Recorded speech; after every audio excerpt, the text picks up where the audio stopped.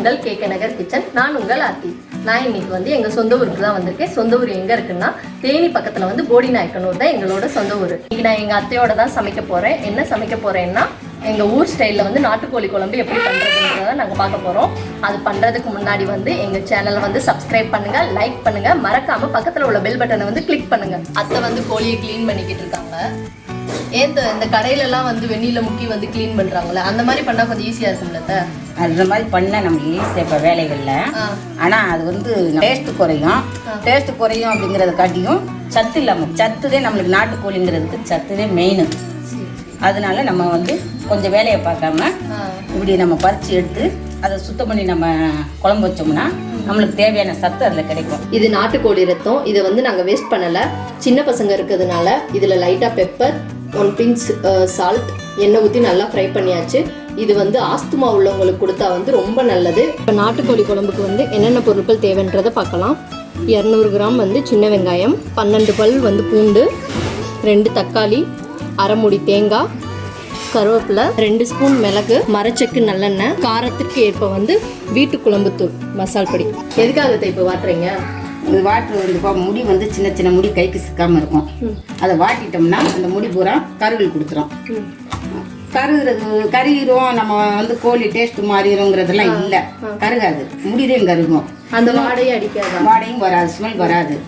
இது வாட்டுறதுல 2 விஷயம், அந்த முடியும் கருகிறோம், இன்னொன்று அந்த எண்ணெய் பசைக மேலே வெளியே வந்துடும் வாட்டும் போது. அப்போ அது அந்த எண்ணெய் பசை வர்றது நம்மளுக்கு நல்ல விஷயம். அதுக்காக தான் வாட்டுறது. மஞ்சள் எதுக்காக தடவுறோம்? மஞ்சள் வந்து தடவுறதுப்பா மஞ்சள் இந்த கவுச்சி வாடை அடிக்காமல் இருக்கிறதுக்கும், இந்த கிருமியை எதுவும் இருந்தால் அந்த கிருமிகளை காலி பண்ணிடும் மஞ்சள் பிடிங்கிறது. அதுக்காக தான். சரிங்க. மஞ்சளை போட்டு நல்லா சுத்தம் பண்ணி கழுவி எடுத்துட்டேன். இன்னும் வெட்டி க்ளீன் பண்ண போகிறேன். கோழி எச்சல் போகிற இடம் அதை நான் க்ளீன் பண்ணிடுவேன், அப்புறம் பண்ணிடுவேன். அது குழம்புல சேர்த்துக்கிற மாட்டேன் நான். இதெல்லாம் இது முட்டைக்கோழி. இது வந்து முட்டைக்கோழி சாப்பிட்றது உடம்புக்கு நல்லது. பிள்ளைகளுக்கு கொடுத்தா புரோட்டீன் சக்தி அதிகம் முட்டைக்கோழியில். பெரியவங்களும் சாப்பிட்லாம். குடலையும் க்ளீன் அவாய்ட் பண்ணிடுவேன், குழம்புல சேர்த்துக்கிற மாட்டேன். இதில் வந்து முக்கியமான விஷயம் என்னென்னா, இந்த பச்சையாக ஒரு குச்சி மாதிரி இருக்கும். இதை வந்து நம்ம எடுத்துட்டோம்னா, கலங்க விடாமல் எடுத்துட்டோம்னா குழம்பு டேஸ்ட்டாக இருக்கும். கலங்கிருச்சுன்னா கசப்பு கொடுத்துரும். அதனால் இதை எடுக்கும்போது பக்குவமாக எடுத்துக்கிறணும். இதை சுத்தமாக கலங்க விடாமல் எடுத்துட்டேன். இந்த மாதிரி உடஞ்சின்னா இந்த பச்சையாக வந்துடும். இது கழிவு, இதை குழம்புல சேர்த்துக்கிற மாட்டோம். இது கல்லீரல்.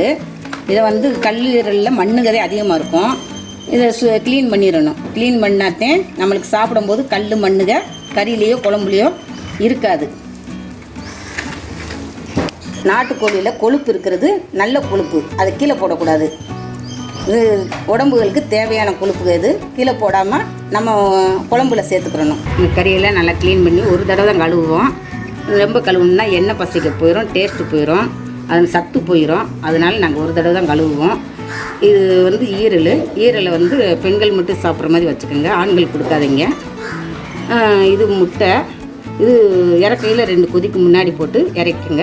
அதிகமாக வேக விட்டால் களைஞ்சிரும், முட்டை கைக்கு கிடைக்காது. அதனால் அளவாக வேக வைக்கிற மாதிரி வச்சுக்கோங்க. இது கல்லீரல். நம்ம மசால் கூடயும் கலந்து வச்சிடலாம், கறியும் கல்லீரலையும் கலந்து வச்சிடலாம். இது லெக் பீஸ் எங்கள் வீட்டு பிள்ளைகளுக்கு ரொம்ப பிடிக்கும்.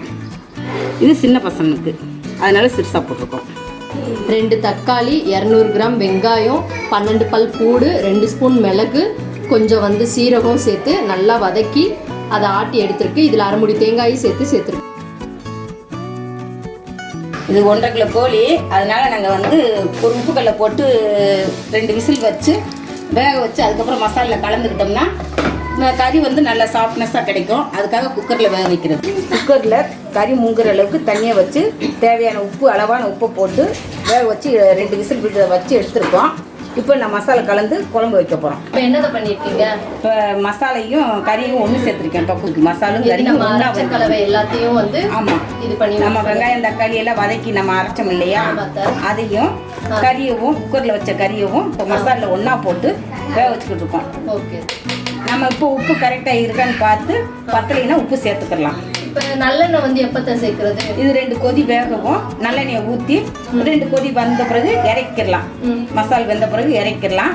அதுக்கப்புறம் நம்ம சாறு குடிக்கிறவங்களுக்கு எண்ணெய் கலந்து குடிக்கணும்னாலும் கலந்து குடிச்சுக்கலாம். இல்லை ஏற்கனவே எண்ணெய் போதும் அப்படின்னு சொன்னா அப்படியே சாப்பிட்டுக்கலாம். ஒரு 40 வயசுக்கு மேலே இருக்கிறவங்களுக்கு எண்ணெய் அளவா சேர்த்துக்கிட்டா போதும் அப்படிங்கிறதுனால வேலையில ஊத்துற எண்ணெயே போதும். இல்லை கொஞ்சம் 40 வயசுக்கு கீழே இருக்கிறவங்கன்னா திரும்ப ஒரு எண்ணெயை சேர்த்து குடிச்சுக்கலாம். அது உடம்புக்கு ரொம்ப நல்லது. இந்த குழம்பு குடிச்சா நல்லதுன்னு சொல்றீங்களா? எதுக்காக? இப்போ முக்கியமாக வந்து பெருகல் ஆனவங்களுக்குப்பா அது குழம்பு குடிக்கிறது நல்ல விஷயம்.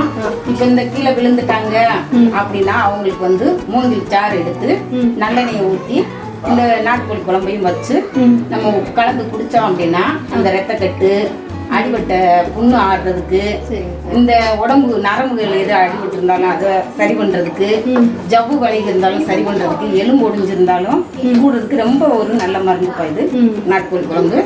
அதனால நம்ம வந்து கை வைத்தியம் சொல்ற மாதிரி இது ஒரு வைத்தியம்.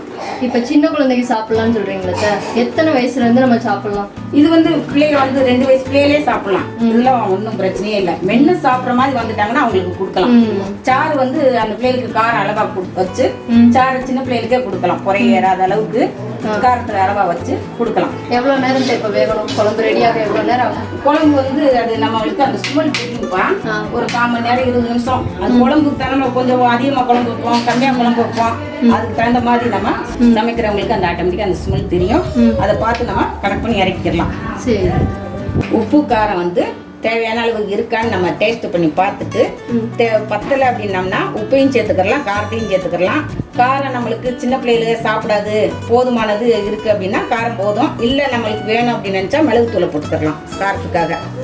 நாட்டுக்கோழி குழம்புக்கு மிளகு சேர்க்குற அளவுக்கு டேஸ்ட் கிடைக்கும், நல்லதும் கூட, சளி இறங்கும். ஈரலையும் முட்டையும் நல்லெண்ணையும் 3யுமே ஒன்றா குழம்புல கலந்துக்கிடலாம். நல்லெண்ணெய் ஊற்றுறேன். நல்லெண்ணெய் ஊற்றி 2 கொதி வரவும் அப்படியே இறக்கிடலாம். எங்கள் குடும்பத்தில் எல்லாருக்குமே நாட்டுக்குழம்பு குழம்பு ஊற்றி கொடுத்தாச்சு. எல்லாருமே நல்லா இருக்குன்னு சொல்லியிருக்காங்க. நாட்டுக்கோழி குழம்பு குடிக்க போகிறோம். நல்லெண்ணெய் ஊற்றி குடிக்க போகிறோம்.